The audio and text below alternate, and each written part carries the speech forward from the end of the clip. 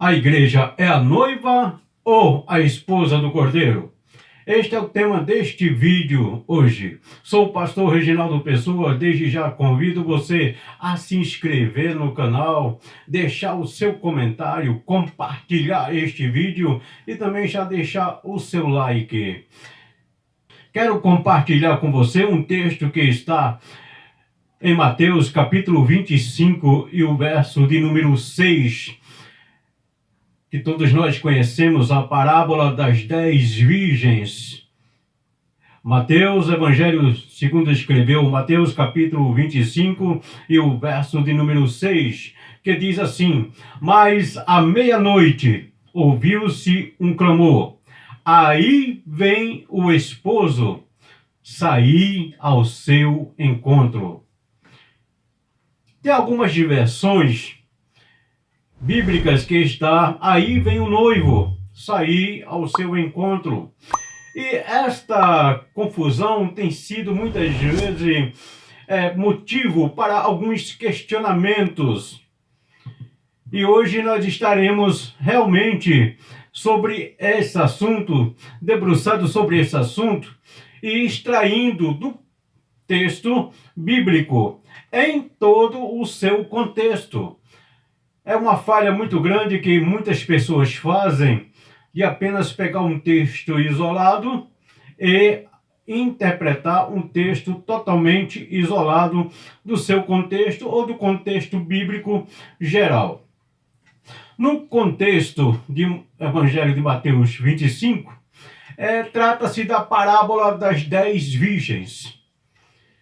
E aí o primeiro questionamento: 5 virgens prudentes, 5 virgens insensatas, que fazem parte da noiva da igreja.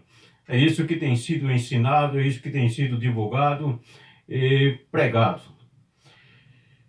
Mas vejam bem, se as 10 virgens são a noiva de Cristo, vai criar-se um problema. A poligamia, o que a Bíblia, em outros textos, condena. Mas vamos pegar o contexto cultural. Por que isto? Porque tantas pessoas dizem que as 10 virgens se referem à igreja. E as 10 virgens, na verdade, se referem ao cortejo nupcial, à cerimônia do casamento. As 10 virgens fazem parte do cortejo nupcial, acompanhando o cortejo. Elas referem-se à nação de Israel. Elas se referem à nação de Israel. Porque no Antigo Testamento, no livro de Cantares, nós encontramos uma alegoria a respeito de um relacionamento entre um homem e uma mulher, entre um relacionamento de 2 amantes, referindo-se em Cantares como profético à nação de Israel e quanto a Deus.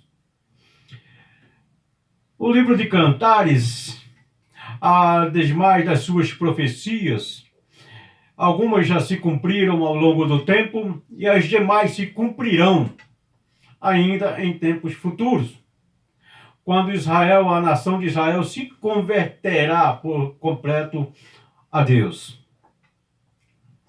Então surge novamente o questionamento: a igreja é a noiva de Cristo? E eu quero, nesse texto, nesse contexto, elaborar também e distinguir, fazer uma distinção entre a igreja individual e a igreja coletiva. Porque a Bíblia, ela relata a respeito da igreja. E o que é a igreja? Eu escuto muito as pessoas dizer, os indivíduos dizerem: eu sou igreja. E a Bíblia não me relata isso. Eu não tenho base bíblica para dizer que eu sou igreja. Que eu, individualmente, sou a noiva do Cordeiro. A Bíblia não me dá esta base. A Bíblia me dá a seguinte base: eu sou membro do corpo de Cristo. E como membro do corpo de Cristo, eu sou membro da igreja. A igreja é sentido do contexto geral. A igreja é o coletivo. A igreja individual é uma falácia, é uma invenção, mas ela não existe. Nós somos membro do corpo de Cristo. Eu não posso dizer Jesus é o meu noivo. Ou eu sou noivo de Cristo. Eu não posso dizer que Jesus veio, ele virá para me buscar como noiva. Agora sim, ele é noivo da igreja. Quem é a noiva de Cristo? A igreja. É a noiva de Cristo. É isso que está relatado lá em Efésios, carta do apóstolo Paulo aos Efésios. No capítulo 5 e no verso 32, quando ele resume todo aquele relacionamento entre os casais, ele diz: eu me refiro, é grande este mistério, mas me refiro a Cristo e à igreja.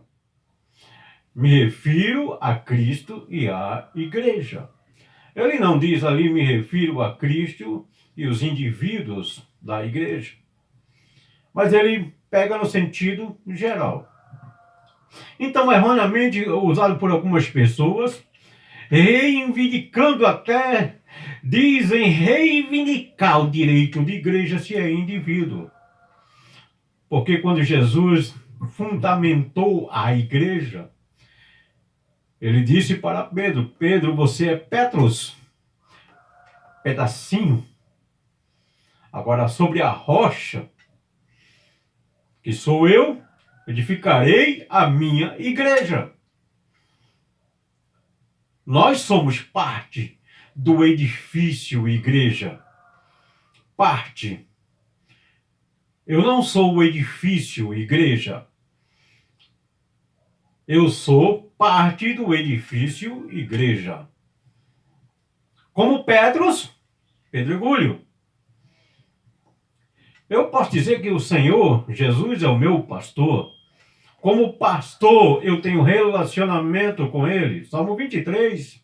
O Senhor é o meu pastor e de nada sentirei falta. Ou seja, nada ele me deixará sentir falta.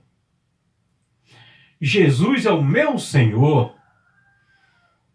Eu permito que ele reine na minha vida, porque eu escolhi como Senhor. Eu o escolhi para que ele reine em minha vida. Eu o escolhi para que ele seja o meu Senhor.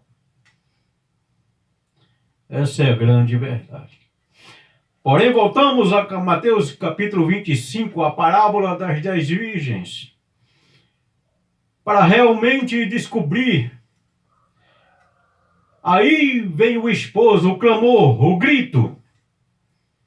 Saí ao seu encontro.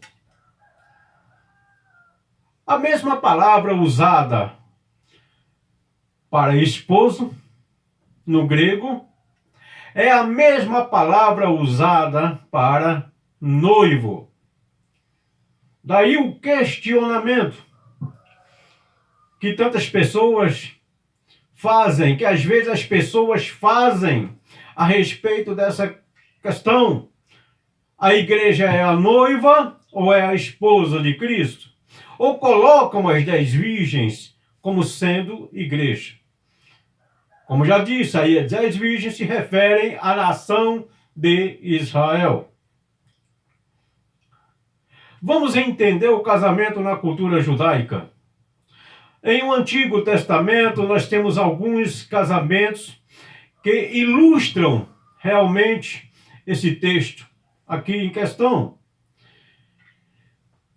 Primeiro casamento, Isaac, ele pagou o dote para trazer a Rebeca. Eliezer levou ali aquele dote e foi pago à família de Rebeca.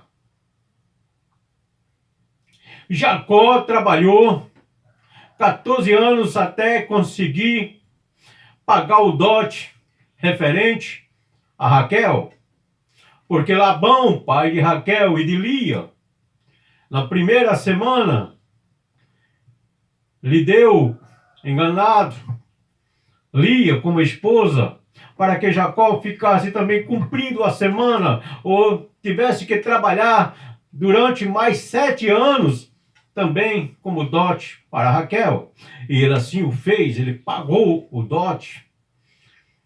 Temos outros dotes que foram pagos, como Sansão, como Davi, que teve que sair, arrancar o prepúcio dos filisteus.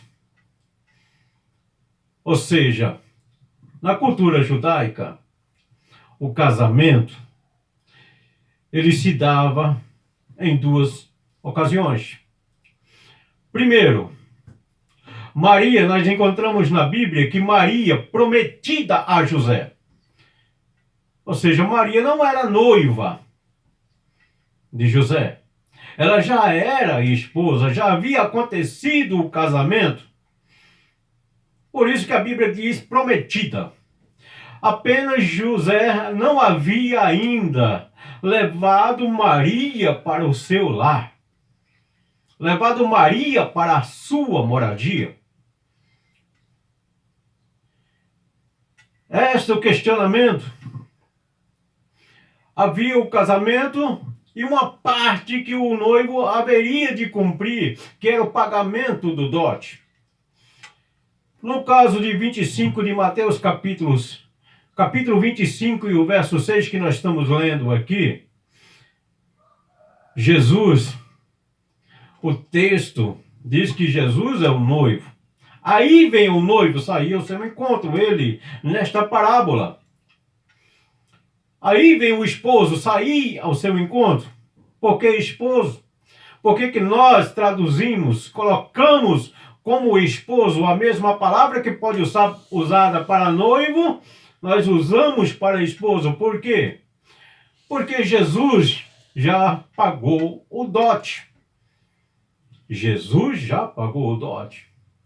E ele não pagou o dote com ouro, com prata. Ele pagou o dote derramando o seu próprio sangue na cruz do Calvário. Ele pagou o dote expirando na cruz do Calvário. Foi um alto preço. O preço de um sangue inocente. Preço de sangue, sangue de um inocente e sangue do Filho de Deus encarnado. Este foi o dote pago pela igreja. A igreja já não é mais noiva, mas a igreja é propriedade. Por isso ela é selada com o Espírito Santo. Ela pertence ao esposo. E o esposo prometeu preparar morada, lá em João, capítulo 14, para quando ele voltar, levar sua esposa para a morada. Por isso que Apocalipse capítulo 21 também relata acerca da cidade que desce ataviada como uma esposa. Como uma esposa. E está ataviada como? Não quer dizer que é. Mas o relacionamento que Jesus terá com a igreja, alguns dizem terá no futuro. Porém, esse relacionamento ele já tem hoje. Ele é o proprietário da igreja. Ele é o dono da igreja, ele fala com a igreja, ele tem relacionamento com a sua igreja. Que nós possamos entender isto.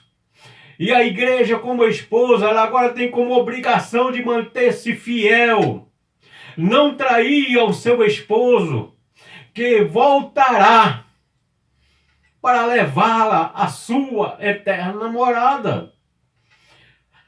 Portanto, a igreja deve continuar fiel, sem mancha, sem mácula, porque ele já pagou o preço e voltará para levar a sua igreja para suas eterna morada. A igreja é a esposa do Cordeiro, que o aguarda e deve o aguardar fielmente. Fielmente.